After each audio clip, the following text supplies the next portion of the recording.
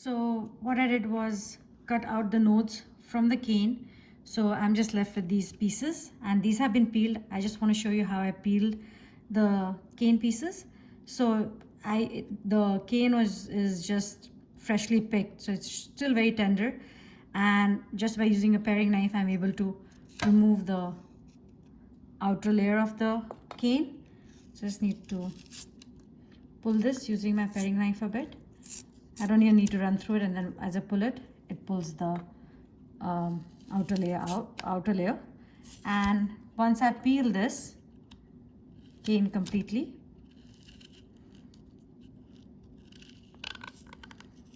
there we go.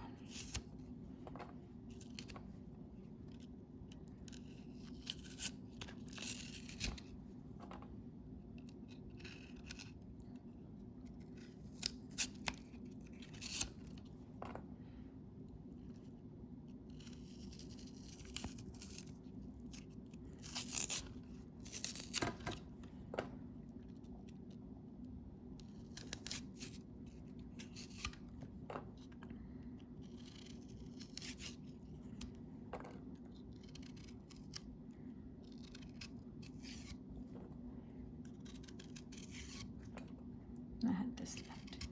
So now it is very easy to cut this cane, and as you can see I've already cut the cane, and this is just a large kitchen knife that I'm using, and I'm going to cut these into small pieces. And the reason I'm cutting them into small pieces is that once they're cut up, you can just cut them into just bite-sized pieces, and then you just chew on this. When you chew on this, you can actually the juice will be extracted as you chew, and you drink the juice, but making sure that you don't eat the fibers. So you would just then spit the fibers out.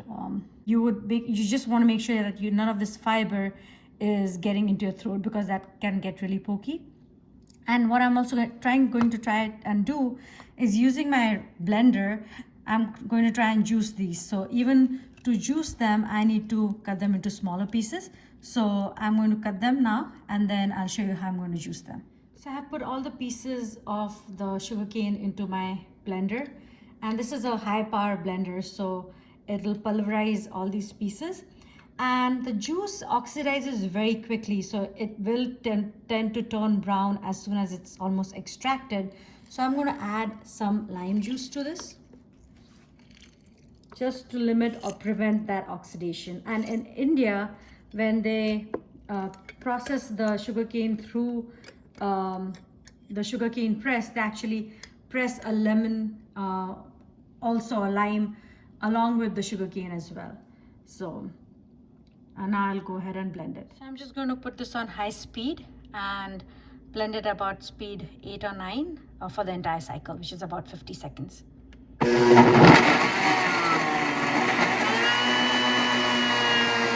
So this has been pulverized. I actually switched to the pulse mode, and that was because we didn't add any additional liquid to this.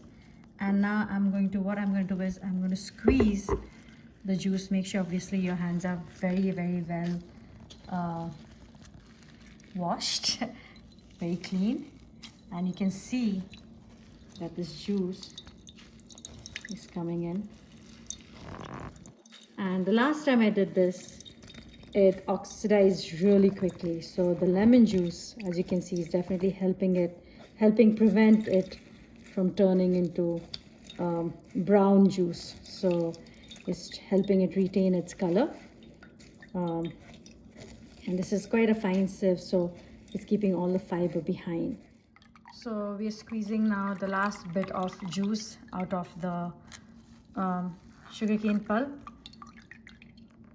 And as you can see, out of the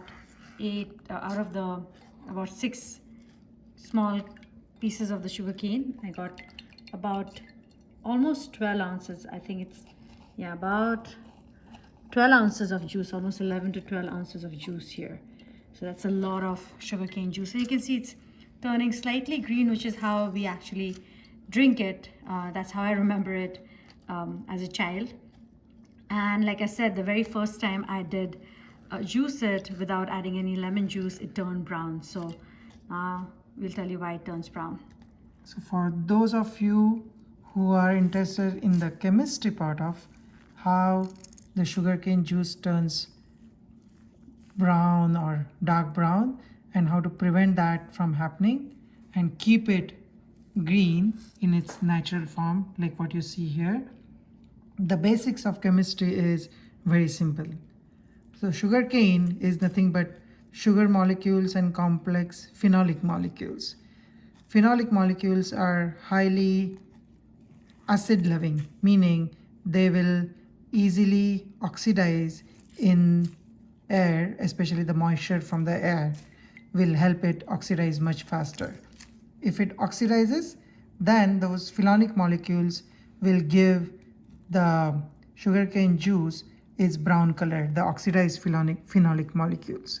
So by adding some lemon juice, which is nothing but a form of citric acid, what you are essentially doing is inserting the acid or the hydrogen radicals, hydrogen ions within the complex structure of the phenolic molecules, thereby forming not only those covalent bonds that the phenolic molecules and the sugar molecules have formed, but you are essentially dissociating those polarizing bonds and completing the chains of that polarizing bonds with the presence of hydrogen radicals and keeping those chains intact. Now therefore those chains or those phenolic molecules coupled with the sugar molecules, those particular chemical chains or the organic chains do not have affinity for water, or they would have reduced affinity for OH molecules from the water. Therefore, the affinity for water reduces, therefore the oxidation potential reduces. So that's how you keep the sugar from getting oxidized in the sugarcane juice.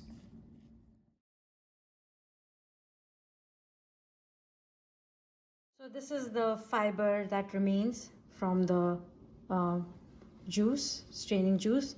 And as I was doing it, I thought that maybe you could even put this fiber in a cheesecloth or in a cotton cloth and then squeeze it out. So really a couple of methods there to get the juice out.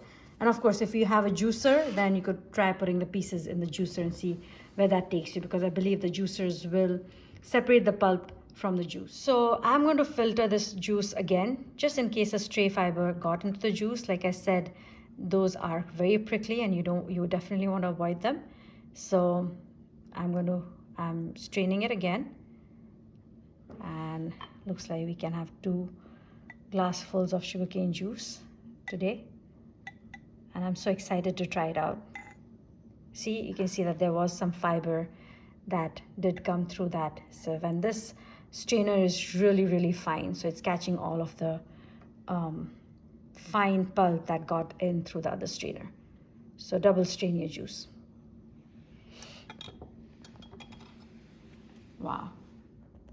So growing sugarcane is the simplest thing you can grow in Arizona, with maximum heat, decent amount of water, not too much, and with little to no care. It doesn't care for the type of soil, clay soil the best, and the end result is this sweet, fragrant, natural juice that you cannot get anywhere outside. It's very hard to get sugarcane juice outside unless you grow your own sugarcane or you go to a tropical country. So this is the simplest method you can do in Arizona.